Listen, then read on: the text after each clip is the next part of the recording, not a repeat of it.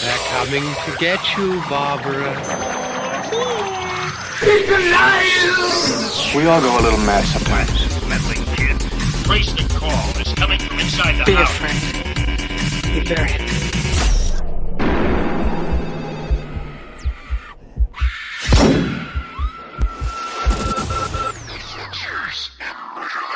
How's it going, people, and welcome to a brand new episode of Adventures in Murderland with me, Mike James, and the Kevin Spacey to No,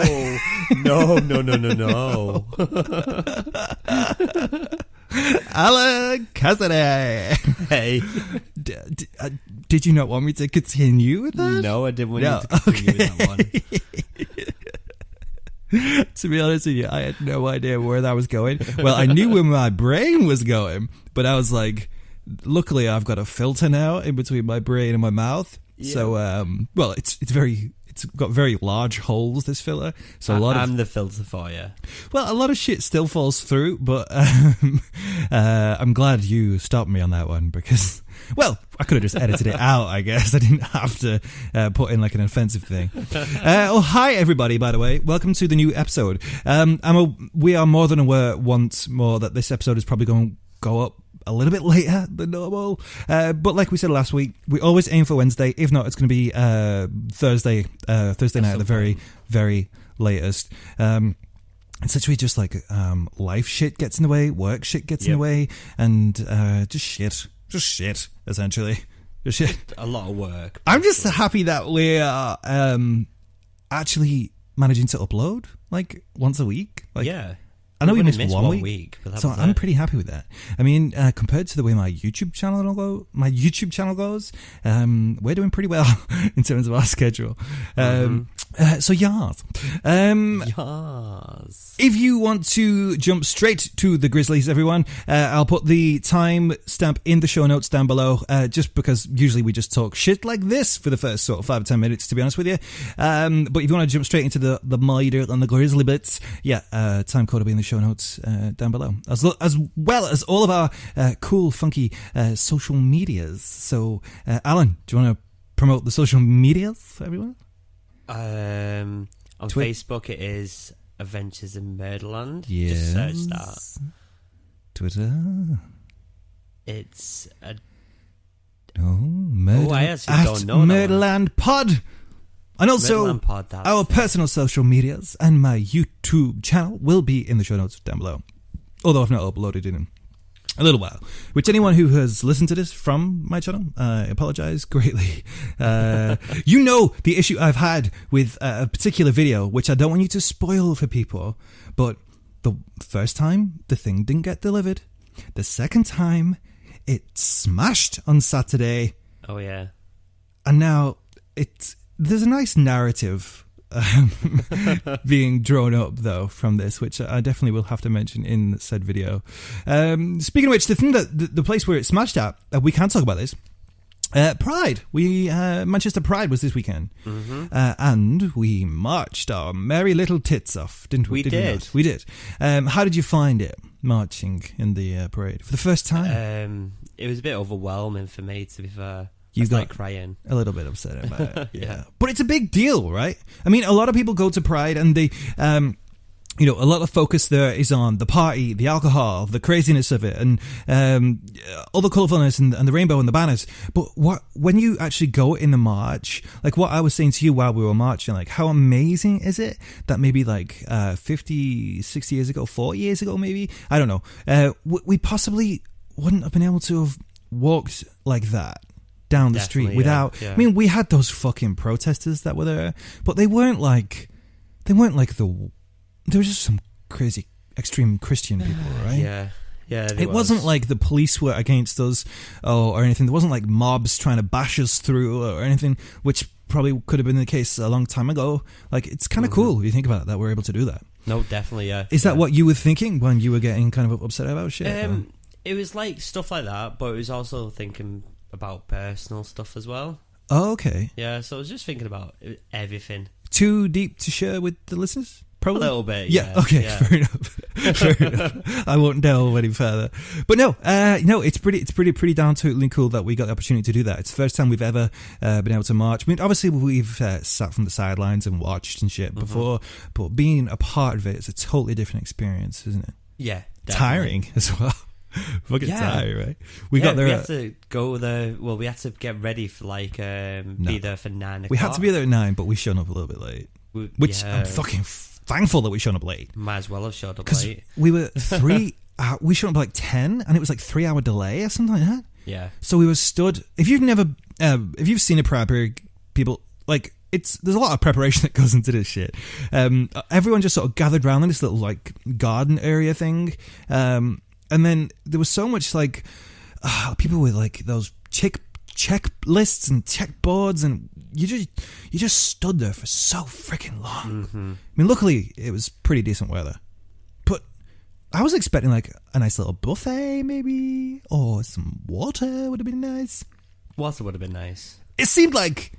If you thought fucking TanaCon was badly organised. No, it wasn't like that. No? I wouldn't say it's TanaCon bad. No, I suppose it wasn't TanaCon bad. It wasn't. And we didn't pay to go there, obviously. It wasn't a service we were being provided. It was obviously we were going there for a specific reason. We were volunteering. And fair enough, gay people back in Fit Day, the things that we're actually marching for, they had to go through a lot more uncomfortable things than what we did just standing there for 3 hours. Yeah. I mean, back in Fit Day, that's true. We couldn't have had hundreds of gay people in one place like that just stood there for that long. So yeah, Pride March went well, really. Yeah, tiring, exhausting, yeah, but it was really good, really good fun. I don't know if we've got any pictures from it.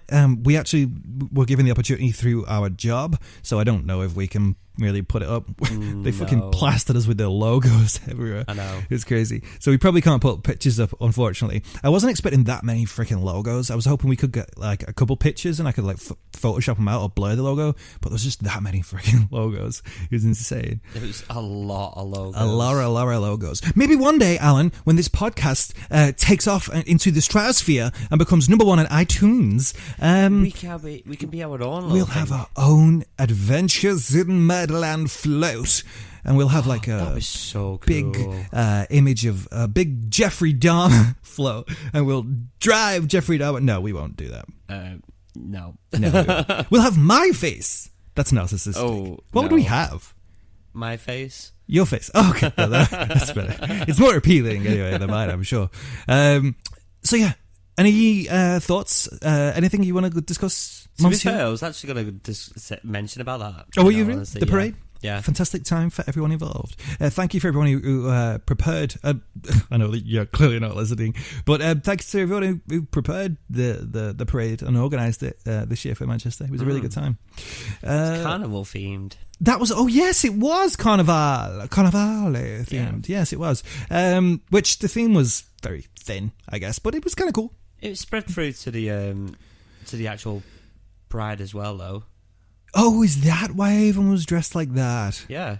Oh, in the gay village, you never freaking know. People can just dress like crazy clown people just for the sake of it. That's what I love about that place. I love all the craziness. But yeah, okay. That's it. So now it's time to just jump straight into what everybody has tuned in for. Let's jump straight in to the grizzlies. In 1981, the first report to the virus that would become known as HIV left Los Angeles. By 1986, the epidemic had gone global, and the gay community was sent into a frenzy. However, while most people diagnosed were spending their time with loved ones and seeking support, one man would choose to take a different path. This is the story of Michael Lupo, aka the Wolfman of London. Oh. Just heads up, if you can't tell, this one's going to get a bit possibly triggering for some people. And also, I don't know. We have known people who living with HIV, and it was really hard for me to sort of type the notes up for this and think of how we can try and discuss this in a way which is, because we discuss these things about murders and we try and make them light. And I guess, there are opportunities for that in this story, but I really don't want to... I want to get it known right now, we're not making light of people living or suffering with HIV. No, definitely not. Also, I'm very much aware that there are different ways people feel comfortable with being referred to as living with HIV. I please know that whatever we say, it comes from a place of love. It's never meant to be insensitive, even though I'm very clear sometimes it can seem that way. We have every amount of empathy and love for anyone who is living with HIV or has had someone living with HIV or anyone who's been sort of affected by it. I don't really know how much more I can really say, but that's all I can say, essentially. Did you get it? Yeah, I you get it. Yeah. And I'm assuming you feel the same? No, right? Of course, yeah. Yeah, okay, cool. We'll push on with the actual story itself. I can see you're nervous now because I am a little bit. You're a little bit nervous about this, but don't worry. I mean, this is, we're not talking about. You'll figure it out. It's not. The story isn't that necessarily. It's about a person. Okay, so focus on the person. That's what I did anyway. So Michael Lupo. Oh, by the way, the name Wolfman of London. He gave himself that nickname. So. Why? Just sort of, you can only kind of tell what kind of guy this guy is. But apparently Lupo means wolf in Italian, and the guy is Italian. Born in 1953, Michael Lupo grew up in Italy. The only real thing we know about his childhood is that he was a former choir boy. By the way, almost zero information I can find on this guy, apart from there is a book somewhere that I saw on Google, but I couldn't buy it. I think, and I also think it was like there was a book with maybe like just 2 chapters on him. So I don't know. I didn't want to buy the whole book, but I tried my best with this. I did a lot of different research, different sources, and I'm very happy with myself. We know that his childhood, he was a former choir boy, and he later joined the Italian Commando Unit when he was a young man. During his time serving in that area, he came to terms with his sexuality. He was a gay gentleman, and he began indulging in any and all forms of male interaction he could find. Just as a head note, he loved the dick. Loved it. Couldn't get enough of it. Cock hungry. Thirsty for cock. Michael was a decent looking guy as well, which I can actually show you a picture of him. There is only one picture, by the way. So usually on our Facebook, we'll put like a plethora of images of different things, but there literally is only one photo of this dude that I can find. So this is okay. Yeah, so he's not a bad looking guy. Not a bad looking guy. Good cheekbones, good jawline. Yeah. He's got the deal going on. Cool sort of hairstyle as well. By the way, can I just say that when I was looking for a photo of him, like this guy kept showing up, right? And there's even like a this is not Michael Lupo, by the way. This guy started showing up, and there's even like a website which is like Find a Grave or something like that, and it's dedicated, and one of it is like dedicated to this guy Michael Lupo, who we're talking about. Okay, this guy shows up, but they've falsely put his picture on the wrong profile. How? I don't fucking know, but I'm pretty sure this guy's still alive, because this guy's like this photo is from 2013, but I've seen this picture used a lot. Can he ask? Is he an actor?